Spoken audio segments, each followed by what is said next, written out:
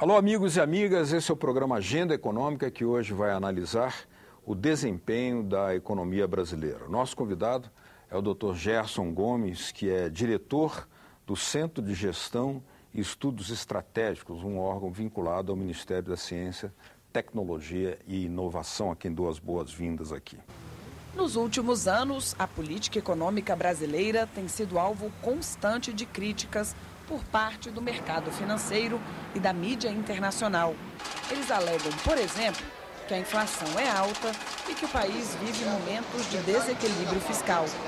Em contrapartida, instituições estrangeiras reconhecem e elogiam as políticas de distribuição de renda, valorização do salário mínimo e geração de emprego formal adotadas pelo Brasil. A expansão do mercado consumidor, graças ao papel desempenhado por bancos públicos ao democratizar o crédito, também tem recebido destaque. Doutor Gerson, obrigado por ter aceito o nosso convite. Obrigado a vocês. É sempre um prazer voltar aqui à Agenda Econômica. Pois é, essas críticas, especialmente o Financial Times e The Economist, dois órgãos de informação britânicos, têm se repetido, E falam em desequilíbrio fiscal e descontrole inflacionário. Qual é a sua visão sobre esse tipo de crítica? O que elas estão querendo representar? Olha, eu acho que a primeira coisa que a gente tem que levar em conta é que nenhum desses órgãos ele é neutro do ponto de vista político. Eles estão associados a interesses, a escolas de pensamento, e eles têm uma visão que a boa política, a política sólida, é a política que vai ao encontro do que eles consideram que é o mais adequado para os interesses deles. Não é? No caso que você citou de descontrole fiscal e inflacionário, eu não sei como é que você vai demonstrar isso com fatos. Por quê? Descontrole fiscal existe na Europa, nos Estados Unidos, que tem déficits nominais de 8%, 10%, às vezes mais 11%, 12%. O Brasil tem superávit primário. Eu não sei como é que você pode falar em descontrole fiscal com superávit primário. Eles podem achar que o superávit primário está sendo insuficiente para pagar a conta de juros com a taxa que eles querem que a gente estabeleça. Mas isso é outra discussão, é outra conversa, não tem nada a ver. Descontrole inflacionário, pode ser que eles achem isso em função das projeções que o mercado, que os economistas do mercado financeiro fazem aqui no Brasil. Projeções que frequentemente são equivocadas. Eu recebo, por exemplo, um informe de um dos grandes bancos internacionais, que frequentemente eu vejo a inflação no Brasil, do IPCA, no último mês foi de 0,67%, bastante abaixo das expectativas do mercado. Bastante abaixo. A expectativa do mercado era 0,79%, a real foi 0,67%. Uma pequena diferença de 20%. Não é? Erros que são comuns nos economistas. Né? Aliás, havia um economista americano, da velha guarda já falecido, Galbraith, que ele dizia que a coisa menos confiável que há é projeção de economista. Né? Economista não faz projeção, é um desastre. Eles pegam o IGDP, o IGPM, né? O IGPD, e dizem a mesma coisa. Foi muito... A inflação agora no último mês, ela foi bastante abaixo da expectativa do mercado. Essa é a frase que eu mais encontro nesses relatórios econômicos que eu recebo quase que diariamente, 2, 3 dias de intervalo entre um e o outro, sobre diferentes temas, fiscal, inflação, emprego, macroeconomia em geral, etc. E essa é a frase mais comum. Não é? Quer dizer, que eles projetam uma situação que é desmentida pela realidade. Né? Pode ser que o Financial Times e o Economist, eles seguem as projeções dos economistas do mercado financeiro aqui no Brasil. Então, é claro que eles vão errar também. Né? Eles vão achar que existem coisas que, de fato, não estão corretas. Não há descontrole inflacionário. Em realidade, a média da inflação desse último período, 2011 e 2013, é inferior à do período Fernando Henrique Cardoso. Agora, pode acontecer também que os desmentidos os dementidos de realidade não sejam tão divulgados como as projeções. Isso aí leva a outro problema, que é um problema mais delicado da gente tratar. Quer dizer, como Primeiro é a capacidade do governo de divulgar o que ele faz, os seus programas, o que está acontecendo na realidade, e o outro é o papel da mídia, ou da grande mídia, não vamos generalizar, não é?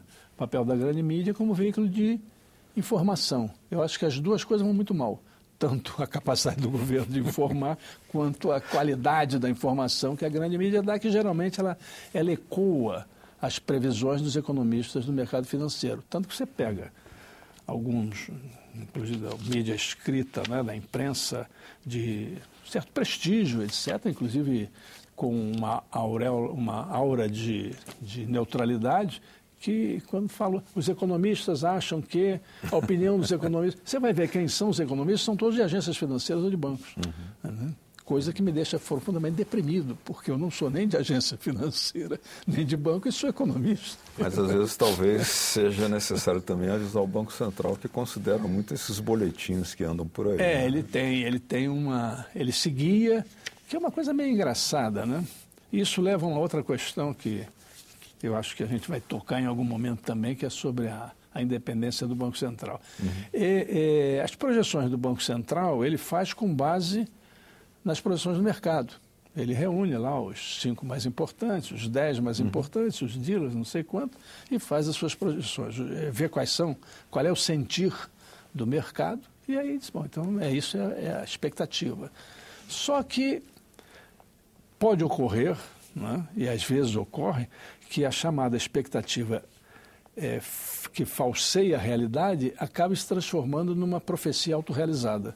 Né? Você tanto insiste que está descontrolado, que a inflação está sem controle, que o fiscal está sem controle, que a economia não tem rumo, que nós estamos numa situação muito difícil. Você quer criando um clima econômico, né, de incertezas, né, que pode conduzir realmente a uma deterioração da situação econômica. Né?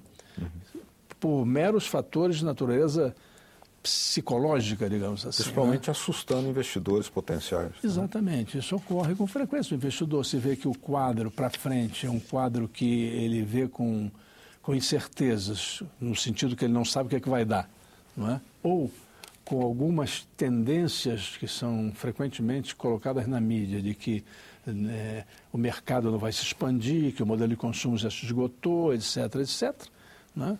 Ele vai dizer, eu vou investir para quê? Né? Não tem muito sentido. Pois bem, esse tema que o senhor já registrou aí, a questão da independência do Banco Central, é um tema também frequentemente ventilado, né? Com uma espécie de reivindicação de setores. Como é que o senhor entra nesse debate? Olha, eu acho que esse tema, ao igual que outras institucionalidades que foram criadas nos últimos 30 anos, ele reflete a hegemonia de um certo tipo de pensamento econômico durante um certo momento. Ou seja, a partir dos anos 70, meados dos anos 70, quando começa o processo de desregulamentação, né? Primeiro com a Thatcher e o Reagan, né?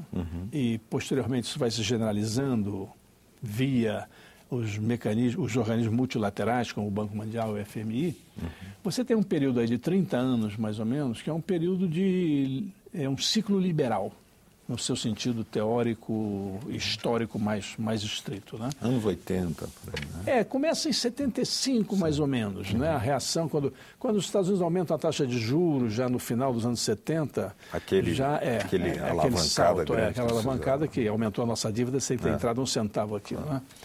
Então, você tem um processo aí que tem duas direções. Uma direção é a direção de você desregulamentar a economia em todos os níveis. O que significa isso? Significa você deixar o mercado atuar com toda a liberdade possível. Né? Você tem que desregular as relações de trabalho, não é? Você tem que desregular a intervenção do Estado na economia, o Estado não tem que se meter na economia, o Estado mínimo, né? Etc. E dois, é a financiarização. Paralelamente a isso, a financiarização da economia com o aumento dos fluxos financeiros à escala internacional e a sua propagação articulada por toda a economia mundial, né? Bom, esse modelo durou até 2008. Deu no que deu, né? Deu no que deu. Agora, nesse período, foram se criando certas institucionalidades, não é? Por exemplo, o FMI, que tinha sido criado para regular os fluxos de capital externo, em 48, se você leu lá o Estatuto do FMI, né, uma das suas funções principais era regular os fluxos de capitais para evitar os problemas de desbalance, desequilíbrio cambial entre os países. Né? O FMI muda radicalmente a sua postura, né? Passa a pregar de maneira firme e contínua a total liberação dos fluxos de capital externo, a ausência de travas de qualquer tipo, seja a entrada ou a saída de capitais externos, etc, etc. Negando sua origem. Negando sua origem. Paralelamente com isso, você vai criando algumas coisas. A OMC, por exemplo. A OMC é um filhote dessa época.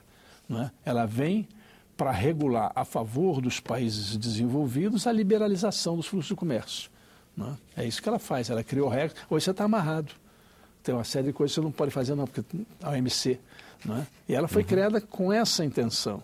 Né? Ela criou amarras para nós, porque eles já haviam passado pela sua fase de protecionismo aguda, forte. Né? Tanto todos os países hoje desenvolvidos passaram por uma fase de grande protecionismo, né?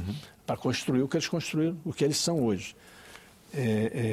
Então, já cumprida essa fase para eles, eles passaram a impor normas antiprotecionistas em toda parte, etc. E incutir na cabeça da gente de que a gente tem que liberalizar geral, etc. Deu no que deu a nossa primeira abertura comercial, você lembra do período 95, 98, né? Em que milhares de empresas foram destruídas por não aguentar a competição externa, né? Com a redução das tarifas de importação e simultaneamente a uma apreciação do dólar, que barateou as importações e encareceu as exportações. Foi aquele caos. Né? Agora, se os problemas não estariam ali no desequilíbrio fiscal, nem num descontrole propalado da inflação, estaria principalmente no balanço de pagamentos hoje? Eu acho que é uma das principais fontes de preocupação. Só que você tem que identificar quais são os fatores que estão formando essa preocupação. Você primeiro tem um cenário externo desfavorável. A China desacelerou, o preço das commodities, que são grande parte da nossa pauta de exportação, caíram. Não é? A nossa, talvez hoje a segunda principal parceria que nós temos em matéria de comércio internacional, que é a Argentina, está com alguns problemas por razões internas. Ela está reduzindo as suas compras do Brasil, então está caindo o nosso fluxo comercial com a Argentina, que tem um peso muito grande na nossa balança comercial.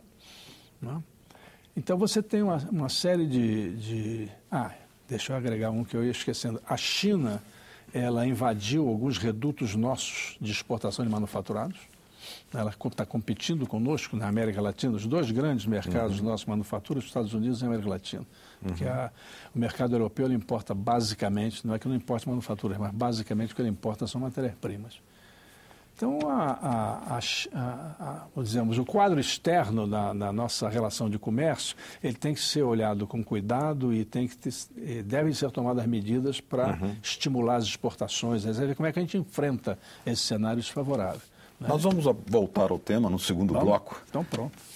Estamos aqui conversando sobre o desempenho da economia brasileira com o Dr. Gerson Gomes, que é diretor do Centro de Gestão e Estudos Estratégicos, um órgão vinculado ao Ministério da Ciência, Tecnologia e Inovação. Voltamos já já.